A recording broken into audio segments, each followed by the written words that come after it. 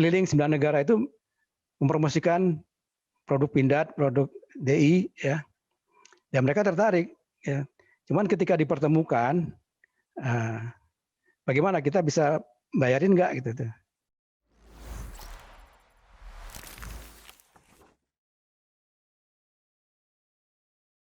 Nalangin nggak ibaratnya gitu.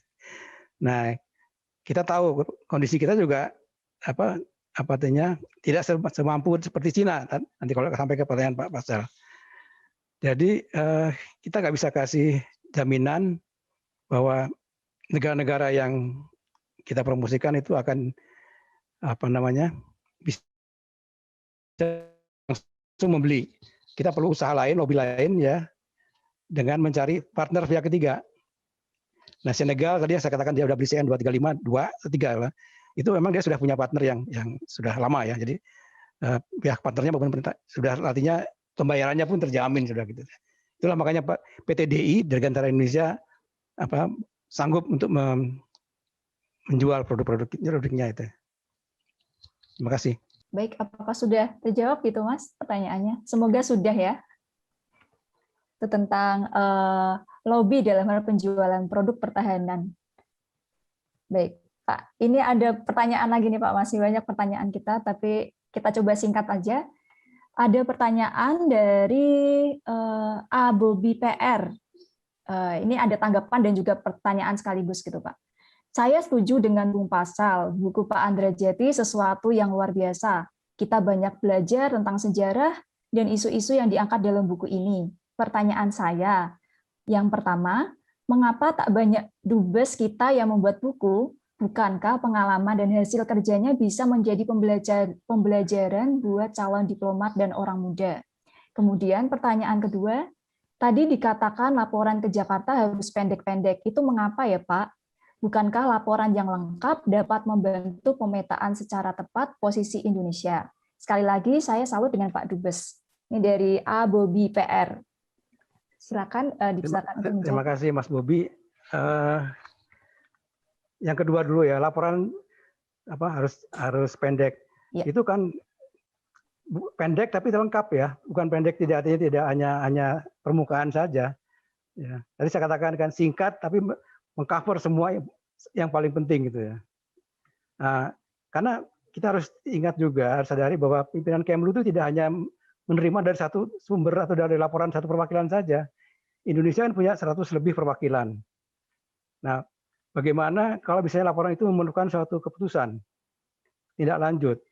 Kalau laporannya panjang, kan baru di akhir, inti laporannya kan kita harus memaklumi lah pimpinan Kemlu yang begitu banyak itu sibuknya tugasnya, tidak hanya mengcover satu perwakilan saja atau isu saja. Jadi itulah makanya laporan itu singkat tapi intinya ya, inti permasalahannya, bukan dari singkat pendek yang tidak ada intinya gitu. Itulah apanya yang tadi yang pertama maaf. Kenapa tidak banyak dubes yang membuat buku Pak? Padahal kan sangat gitu ya bermanfaat. Wah ini saya juga enggak menulis di penulisan buku itu kan adalah kebiasaan, salah satu kebiasaan seseorang ya.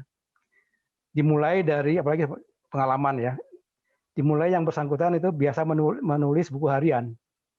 Ya, buku harian mencatat semua kejadian atau peristiwa yang dia lakukan, tugas-tugas yang dilakukan. Nah, baru setelah itu adalah menjadi sumber penulisan buku. Kalau itu nggak ada ya dengan memori flashback misalnya 35 tahun yang lalu ya akan sulit ya.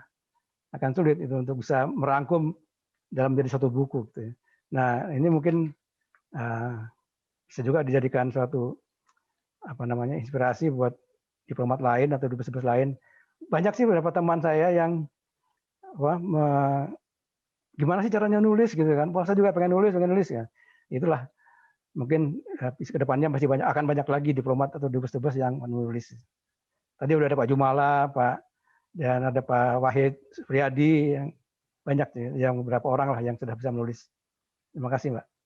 Baik, terima kasih Pak Andra Jeti atas jawabannya. Untuk ya buku-buku tentang diplomat gitu, pengalaman diplomat. Nanti penerbit buku Kompas juga akan menerbitkan beberapa buku gitu. Nanti bisa diikutin untuk acara bincang buku selanjutnya. Nah, baik Pak, ini ada beberapa pertanyaan yang mungkin kebanyakan ditanyakan oleh sobat buku Kompas yang hari ini, Pak. Saya rangkum saja. Pertanyaannya adalah, Pak, menurut pengalaman Bapak nih dari 4 benua, 14 negara itu, negara mana ataupun penugasan mana yang menurut Bapak paling menantang dan paling berkesan bagi Pak Andrajati? Silakan Pak. Terima kasih. Tugas diplomat yang paling menantang bagi saya adalah perlindungan warga negara. Karena ini adalah amanat konstitusi, kita harus bisa melindungi bangsa kita di luar negeri. Baik itu yang benar kita harus bantu, atau salah juga kita harus bantu. Benar pun. Dan negara yang paling menantang adalah satu Singapura. Ya. Di sana banyak sekarang namanya kan migran ya, buruh migran apa ya. Dulu kan PRRT, sekarang itu namanya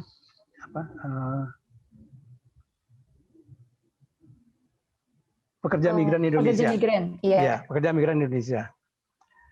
Nah ini Singapura itu banyak sekali.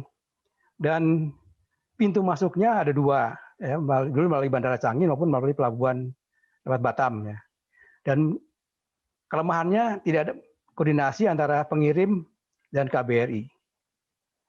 Itulah maka mereka bisa datang langsung diambil oleh agen setempat, lalu dikirim atau bekerjakan sesuai dengan ini mereka ya. Baru yang tadi dikatakan setelah 2 tahun mereka harus memperpanjang paspor, kontrak ke KBRI. Kita baru tahu gitu ya. Dan jumlahnya banyak kalau Singapura kan dalam dekat. Dan tantangannya ya itu karena kesalahpahaman bisa menimbulkan bencana gitu ya. Atau ketidaksiapan atau kurang siapan dari pekerja kita bisa menimbulkan bencana akibat yang fatal gitu ya. Kemudian kalau negara lain adalah yang paling ini di Afrika itu banyak anak buah kapal atau warga negara Indonesia, pekerja migran Indonesia yang bekerja sebagai anak buah kapal dan juga di perkebunan. Nah, anak buah kapal ini yang paling ironis, mereka berangkat dari Indonesia, tidak tahu, pokoknya bekerja di kapal gitu. Ya, mungkin ada daerahnya Pak Pasal banyak gitu ya. Bekerja di kapal karena ya kebutuhan ekonomi ya, kebutuhan ekonomi dari kapal, tapi tidak tahu kapal apa. Kalau di kapal pesiar enak, tapi kalau kapal ikan itu kerjanya 25 jam per hari. Dan mereka tidak menerima gaji full. Paling hanya untuk beli kebutuhan pokok yang rokok atau ya. Bahkan belum lagi soal penyiksaan ya di kapal oleh kaptennya sebagainya, seperti yang saya alami di Pantai Gading itu, mereka nggak dibayar. Nah, ketika saya menghadapi itu, prinsip saya adalah bagi anak buah kapal yang terlantar itu harus pulang dulu lah. Jangan sampai terlantar di luar negeri. Nanti urusan gaji selesaikan kemudian. Itu adalah tugasnya agen pengirim kalau menurut saya, bukan karena tugas kita adalah menyelamatkan kan di perwakilan itu jangan sampai mereka terlantar. Kemudian banyak pekerja migran kita juga berangkat tanpa kontrak. Jadi tidak terjamin secara asuransi bagaimana kalau menghadapi kecelakaan atau menghadapi musibah lainnya yang tidak tercover oleh asuransi, tidak ada kontrak, apa hak dan kewajibannya. Mereka diajak oleh teman-temannya, ayo disuruh majikannya, ayo ikut saya kerja di sini. Itu ada di Gabon, di perkebunan. Saya ketemu sendiri dengan mereka. Mereka banyak yang menghadapi masalah karena kerjanya nggak ada kontrak. Ketika harus menghadapi masalah, kita lemah posisinya. Saya kira itu, Mbak Dewi. Oke, jadi yang paling menantang memang ini ya Pak, mengurus negara yang banyak pekerja migran ya, karena itu adalah pekerja migran ya. Karena tadi ya terkait banyak yang berangkat tanpa ini kontrak kerja ataupun berbekal pengalaman khusus. Kemudian menarik sekali pengalaman Bapak Andrajati yang saya baca dari buku ya Pak, berhasil memulangkan ABK yang istilahnya terdampar gitu ya Pak. Terlantar. Terus, terlantar di Afrika ya Pak ya. Iya. Itu menarik sekali. Jadi memang Afrika itu pertemuan informal ya. Pertemuan informal itu lebih efektif Pak kadang-kadang sana. Karena kalau kita formal, kita berdebat secara formal, ada faktor apa ya? Gengsi ya, negara ngotot di dalam pertemuan formal. Tapi kalau kita bertemu secara informal, ya lu kamu gini aja lah, aku mau gini gitu kan, sambil ngopi, sambil makan gitu kan, itu lebih efektif Pak. Jadi ketimbang formalnya, nanti di formal tinggal udah kita menanggapi atau mereka menanggapi sepakat gitu. Tidak ada kesepakatan di formal itu yang efektif Pak. Itu di multilateral ya. Kemudian kunjungan ke Saman tadi ke daerah konflik di Senegal. Memang saya berani itu Pak, saya memberanikan diri. Makanya Imam Bay menulis ini luar biasa gitu. Jadi perjalanannya ke Kasaman itu perlu naik pesawat dulu Pak, naik pesawat terbang. Nah dari bandara ke tempat yang saya kunjungi itu acara Maulidan itu naik boat, kapal, perahu karena di dalam sekali. Dan itu ya saya tidak memikirkan bahayanya ya. Pokoknya niat untuk Maulid Nabi, menghadiri Maulid Nabi yang mereka sangat harapkan kehadiran Indonesia, wakil Indonesia, karena mereka akui bahwa Indonesia kan sudah jadi negara Muslim terbesar ya, produk Muslim terbesar di dunia. Jadi mereka ingin mendengarkan bagaimana cerita-cerita Indonesia sebagai negara Muslim terbesar, penduduknya dalam menjaga toleransi, menghadapi konflik dan sebagainya. Itu yang saya niatnya saya dia melihat bahayanya waktu itu. Setelah saya pulang baru tahu oleh, wah kamu keberani kan. Itulah. Nah pebisnis Afrika memang betul. Afrika banyak potensi, banyak peluang bisnis. Cuman ada tadi tuh yang stigma negatif tentang Afrika itu yang masih banyak masih belum berubah lah ya di kalangan pebisnis ini, yaitu penyakit, keamanan ya, dan penyakit keamanan ya. Kelaparan Jadi, Pak. Kelaparan ya. Ya kalau kelaparan mungkin, tapi nggak banyak penyakit ya. Tapi yang penting keamanan dan penyakit. Jadi takut ke sana kan, takut kena penyakit, takut kena bahaya konflik dan sebagainya. Nah, waktu saya jadi direktur Afrika, saya pernah bilang kepada teman-teman pengusaha, now or never. Jadi kalau bisnis Afrika sekarang atau enggak gitu ya. Karena peluangnya sekarang ini pada waktu itu ya. Nah, tapi ya sekarang sudah lebih baik tentunya ya, dengan fasilitasi dari Kemlu dan pemerintah untuk ada mulai banyak BUMN kita masuk ke sana, pengusaha kita. Kemudian misionaris, betul Pak Pascal, misionaris banyak di Afrika juga, di negara tempat saya bertugas di Guinea-Bissau itu mereka luar biasa Pak. Mereka mengajar bahasa Inggris di kampung yang tidak ada listrik. Dan juga fasilitas lainnya di rumah tangga, termasuk MJK. Ini saya ketemu sih, dengan kondisi yang sangat minim, mereka tetap bersemangat untuk mengajarkan atau memberikan pengajaran untuk orang-orang setempat. Nah mengenai rangkapan, faktornya adalah pertama adalah negara menerima Pak Pascal. Mengapa negara Senegal merangkap negara-negara Gabon dan Kongo? Itu karena mereka kan berbahasa Perancis. Pada waktu itu, pada awal-awal itu, mereka tidak mau dirangkap oleh perwakilan yang berbahasa Inggris. Jadi supaya sama bahasa Perancis gitu ya. Bahkan awalnya tidak mau ada dubes yang non akreditasi, non residen. Ya. Tapi kemudian bisa berubah menjadi harus berbahasa Perancis, dirangkap oleh perwakilan yang berbahasa Perancis. Itulah makanya salah satu sebab faktornya adalah mengapa Gabon dan Kongo dirangkap oleh Dakar yang sangat jauh jaraknya gitu ya. Bahkan negara kecil, mana tadi pertanyaan adalah Cape Verde, itu di atasnya Senegal. Itu dekat sekali dengan Senegal, tapi dirangkap oleh Nigeria. Ya, oleh Nigeria, dubes Nigeria untuk Senegal, untuk ke Cape Verde itu harus melalui Eropa dulu. Tapi dulu itu ya, sekarang sudah disusun kembali, tata kembali, sehingga Kongo dirangkap oleh Kenya, Gabon dirangkap oleh Nigeria. Itu sekarang udah makin fleksibel Pak, kemajuan sekarang ini. Demikian Pak Pascal. Terima kasih Pak Dubes atas penjelasannya. Sudah cukup Mas Cal? Sudah. Baik, saya akan merangkum hasil diskusi atau pembicaraan sharing-sharing kita tadi. Ya, yang pertama memang untuk menjadi seorang diplomat ini merupakan profesi yang sangat kompleks dan menarik gitu, dalam artian seperti paket lengkap, semuanya harus bisa, semuanya harus mampu, harus adaptif terhadap segala situasi, apalagi tidak bisa memilih penugasan di mana, namun harus siap menghadapi penugasan dimanapun berada, seperti Pak Andra Jati. Kemudian yang menarik di sini, yang menarik lagi adalah untuk masyarakat umum gitu yang ingin menjadi seorang diplomat, jangan khawatir, nggak harus dari jurusan hubungan internasional saja gitu, tapi bisa dari berbagai jurusan yang pastinya harus siap untuk mengikuti pendidikan, untuk mengikuti seleksinya, dan juga harus siap secara mental, harus mampu untuk adaptif, harus mampu untuk fleksibel, tapi juga firm.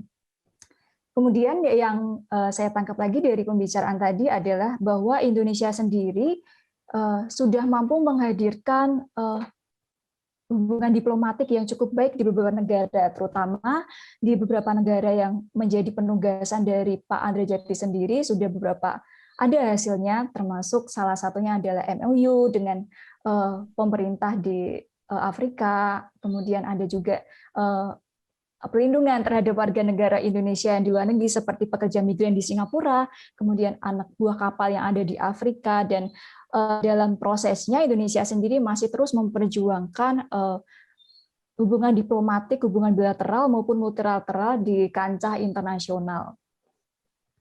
Nah, terakhir ini Pak Andra Jati dan Mas Cal, bisa nggak diberikan kata-kata penutup untuk menutup diskusi siang hari ini? Dari Pak Andra Jati dulu. Pasal dulu lah, saya tadi pertama kan, pasal dulu. Oh boleh, biar ini ya Pak, biar imbang ini waktunya. Ya, monggo Mas Sal, dipersilahkan. Apa ya kata penutupnya ini?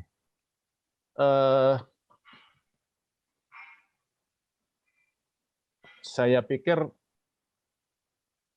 mari kita belajar dari para diplomat senior dengan lebih banyak membaca.